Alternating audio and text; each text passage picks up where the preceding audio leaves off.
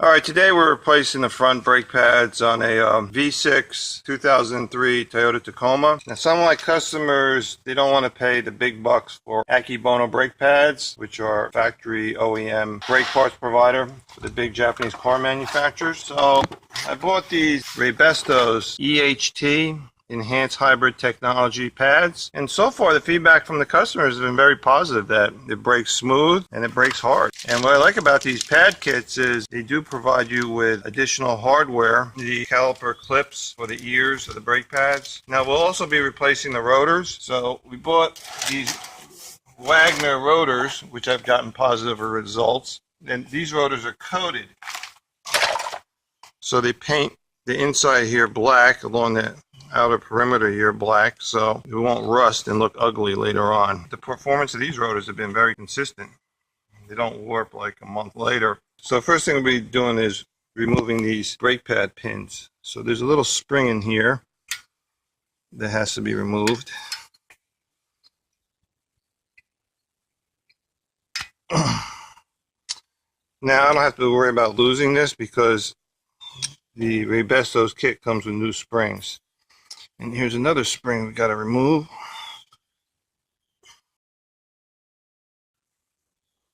We got to push the pins out.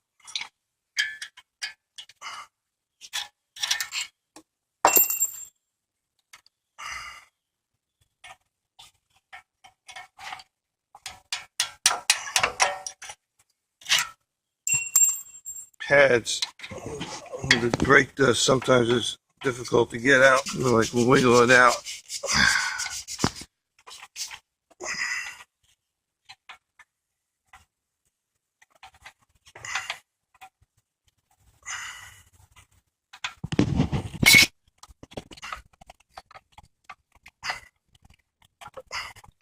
Okay, these are what you call fixed caliper, not floating point.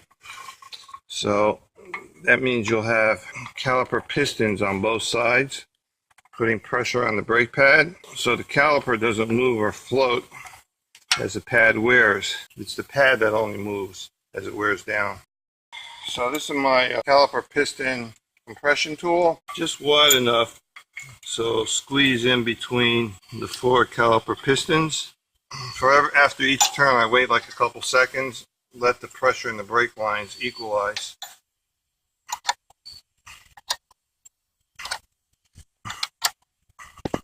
So after I compress the caliper pistons, I like to use a wire brush and clean inside the contact points where the brake pads will slide.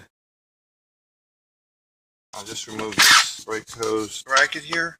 I'm going to move the steering wheel to the right so I can get access to the bolts. Now I'll remove the caliper bracket and bolts.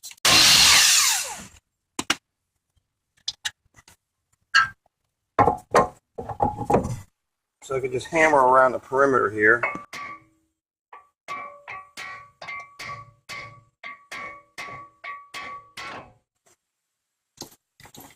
Pops right off.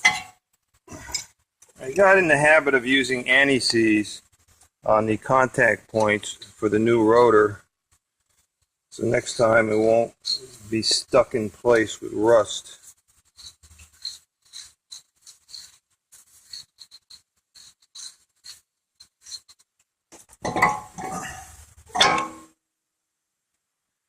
And I like to hold the rotor in place with just one lug so it doesn't slip off. Now we can just put the caliper back on.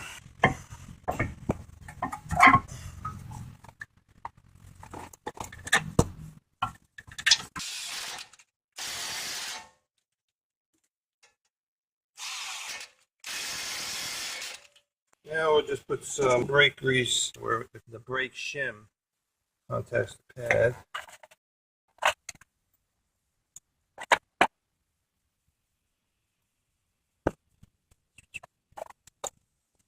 I like to put a little bit of grease right on the sliding contact surfaces.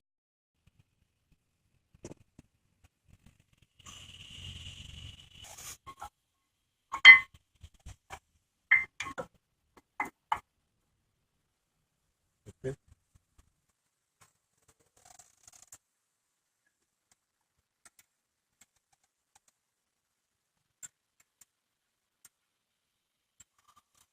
Came with a new spring.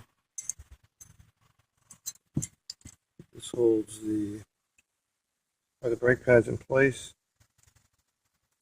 Okay.